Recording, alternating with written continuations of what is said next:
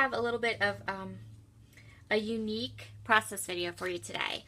I serve as a maven on the Sketches in Time design team, and I thought it would be fun to do a process video to go along with the blog post and my layout for today. So below I will put a link to the blog post, and I would love if you could play along. I also serve as a sketch designer on Sketches in Time as well, so you can look for my sketches on that website too and maybe play along with one of those. This is the sketch I'm going to work with today. This sketch is from Janessa Franco. I hope I'm saying her name right. And I went ahead and pulled from my stash a kit of sorts from different things, products I think I might want to use. So what we have, this is our picture, our square picture that I'm going to use. I pulled some close to my heart stamps. I thought that on this sketch there are these little circles, and I thought that I would play around with doing stamping on those, and also this little star stamp. I thought that I might use that just maybe up in here or down, just to add a little bit of interest with those. So I pulled those from my stash. I also pulled some enamel dots and some sequins.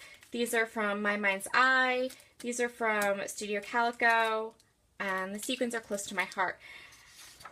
There are no space for maybe enamel dots or sequins on the layout, but I love them and I tend to put them on everything that I create. So we went ahead and pulled those. And then for my papers and embellishments, these are all close to my heart products.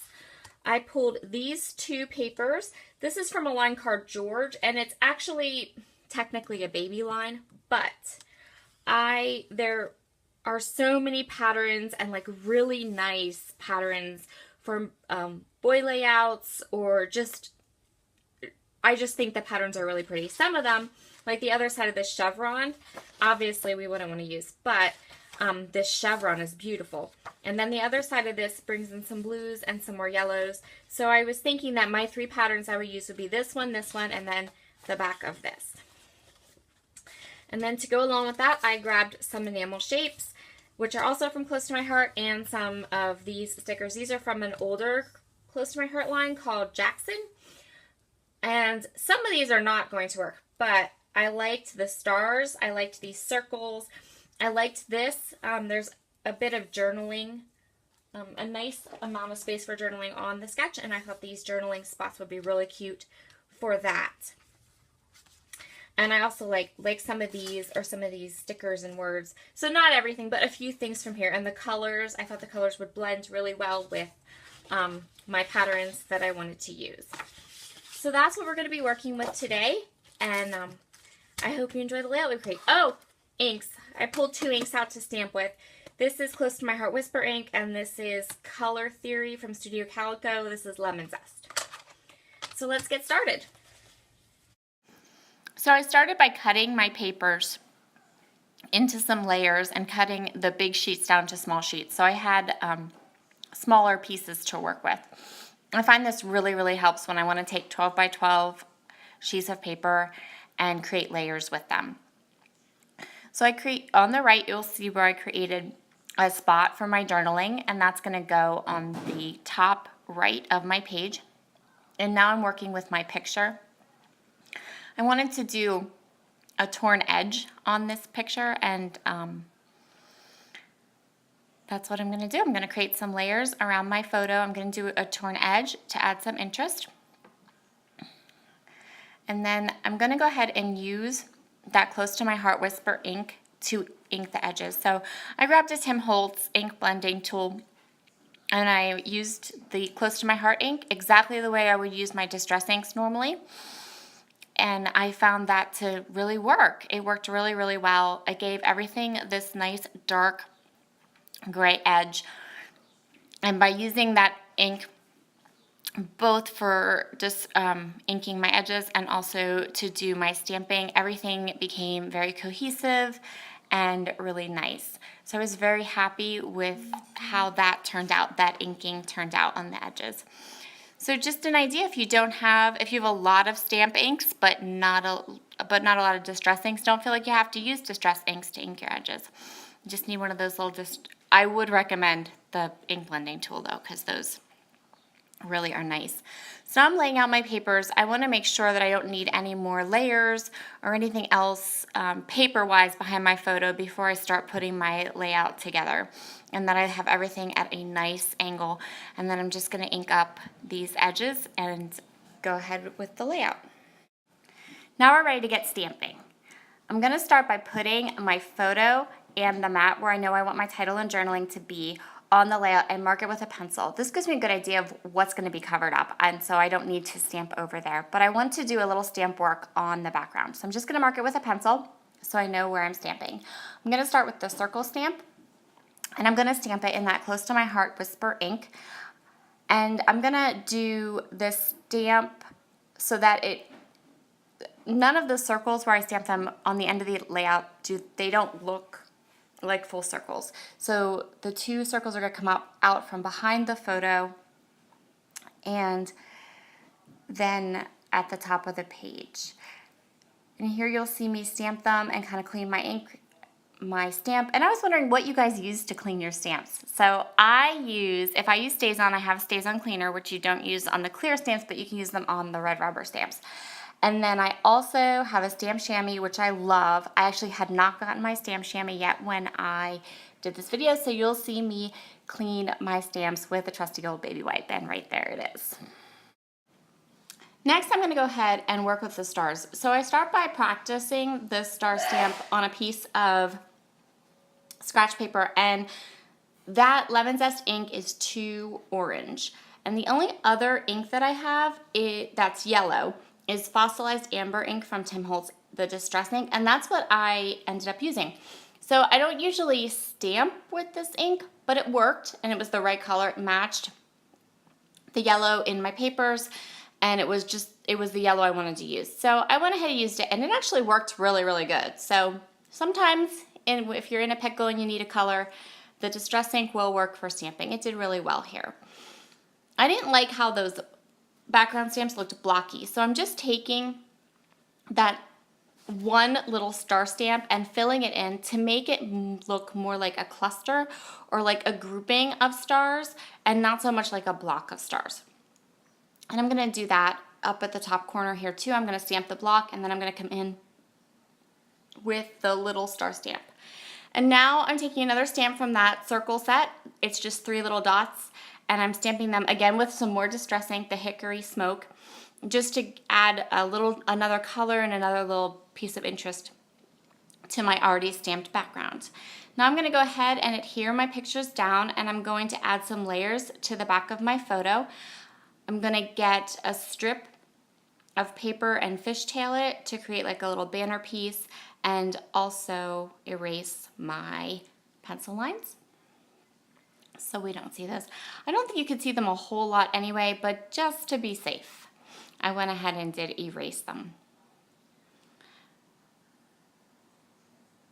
Make sure everything is down. And now I'm going to take this chevron paper, and I'm going to fishtail it and create a little banner edge on it.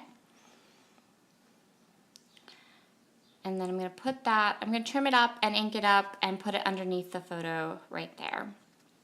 And then I noticed on the sketch, there is doilies on the sketch, and I love doilies. And I have these beautiful ones. And apparently this is going to be the video with lots of background noise because my oldest son decided to walk in the room and sneeze, and then my cell phone went off. So sorry about the background noise. It's just kind of like real world stuff. I don't know. I'm going to just leave it in because I don't want to redo the entire voiceover for a sneeze and a ringtone, which by the way is from the Croods. I don't know if you like the Croods. We like the Croods. So that's my text ringtone on my phone. So there's my doily, and I got that at Michael's, just in this big package, and I love it. And this little tag, I found this in my stash, and it matches those colors so well, and I really, really wanted to put it down where you could see how well it matched, but it didn't really fit anywhere except for up there, so that's where I put it, and then I'm gonna grab some gray twine from We Are Memory Keepers, and the tag is from a Maggie Holmes ephemera pack. I'm not sure what line, maybe Open Book. I have lots and lots of Maggie Holmes, so I think I have every one of her lines, a lot of it, so that's where it came from. It's definitely from Maggie Holmes line. Now I'm deciding which one of these lovely journaling spots I want to use to do my journaling on, and I choose this one that says "and then." So now I'm going to go ahead and do my journaling. I'm going to do my journaling with my Muji pen on this sticker. And these stickers have like a grip to them, so they took the ink and the pen really well. They're not slick. But I needed to use a slick writer or something like that. Now I'm just going to go ahead and embellish my page. I'm going to add the stickers that I pointed out.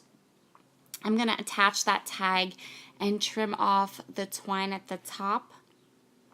Here you'll see me do.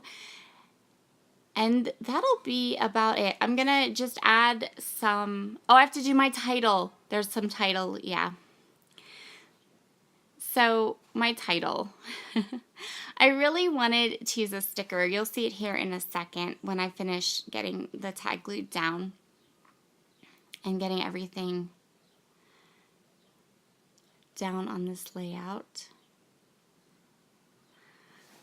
I actually am having a little bit trouble remembering what I did on this layout because I did it probably a month ago, and I didn't do the voiceover or the editing till right before it went up on the blog. So I'm a little like, what do I do next? I'm not really know. It's a surprise for all of us. So I'm going to grab the sequins and the enamel dots next. There isn't a place for these necessarily on the sketch, but they're something that I use all the time, and a layout doesn't feel complete to me without something small and sparkly on it somewhere. So here comes the big sticker that I wanted to use for my title. Right there, it says Captured Memory, and I really loved that title, but the sticker is bulky, so I'm going to go through my stash and find something that I can use to spell out that title, but make it fit with the layout a little bit better. I'm going to go ahead and pull some of the other stickers off of the sticker sheet I wanted to use to kind of complete that cluster up by the tag, and also this little sticker up at the top. And now I'm going to go ahead and just embellish a little more and get my title together from my stash.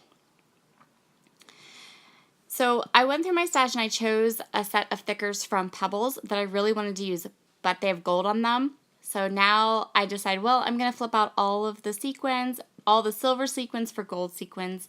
And I didn't make you watch me do the title because, of course, they're chipboard stickers, so I had to glue each and every one of those little stickers down. And then the Captured is from an October Afternoon set of aqua stickers, letter stickers that were really cute. I think they're from Daily Flash. And now I'm just adding some more of the stickers from the sticker sheet that I wanted to use and some more gold sequins. And I know that there's still some silver ones up at the top, and right at the very end I noticed them, and I flip out the silver sequins for gold sequins. And those sequins from Close to My Heart, I have to say, once they're down, they're stuck, but you can take them up with a little bit of care without tearing your paper or anything. So that's really nice if you make a mistake or, like me, decide you want gold ones instead of silver. Now I'm going to hit the layout with some black Heidi Swap Color Shine. And I was very brave and didn't cover my photo, but I didn't get anything on it, so that's good. And that will complete the layout, except for flipping out the silver sequins, which I will do right now. I hope you've enjoyed this process video. Go ahead and a thumbs up is always appreciated, or leave me a comment. And I hope you'll check out Sketches in Thyme and play along with us. I'll be looking for you all. Have a wonderful day, and I hope that you enjoy the rest of your week. Bye!